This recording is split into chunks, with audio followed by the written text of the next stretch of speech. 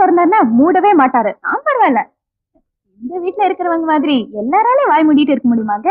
வாஸ்தவம் வாஸ்தவம் தான். சரி, இப்ப நீங்க படிக்கிறீங்க. எனக்கு இன்னும் 2 பக்கம் எழுதி முடிக்கணும். ஓகே. ஒரு நிமிஷம். நான் இங்க வந்ததுனால உங்களுக்கு தான் ரொம்ப சிரமம். என்ன இதுல என்னங்க சிரமம்?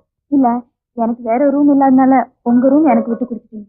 அதனால என்னங்க, it's just a give and take policy. நாளைக்கே நான் மதுரைக்கு வந்தேன்னு வச்சுக்கோங்க, உங்க ரூம் எனக்காக விட்டு கொடுக்க மாட்டீங்களா? அப்படின்னா தப்பா நினைக்காதீங்க. ஏன் ரூம்ல நான் யாரும் அலோ பண்றது இல்ல. ஆமா, இன்னைக்கு அந்த ரோஜா பூ எடுத்துட்டு போனீங்களே, உங்க கேர்ள் ஃபிரெண்ட் என்ன சொன்னா? அதை ஏன் கேக்குறீங்க? நான் அவளை பார்க்கவே முடியல. ஐயோ, அப்ப அந்த பூ என்ன செஞ்சீங்க? அந்த ரோஜா பூவை அவ ட்ரெஸ்ஸிங் டேபிள் மேல இருக்க கிளாஸ்ல வச்சு வந்து. கரெக்ட், அது ஒரு நல்ல ஐடியா தான். உங்க மனசுல இருக்கிற காதல சொல்றதுக்கு அதுவும் நல்ல வழிதான். அத அவ பார்த்த உடனே ரொம்ப சந்தோஷப்பட்டுப்பாங்க.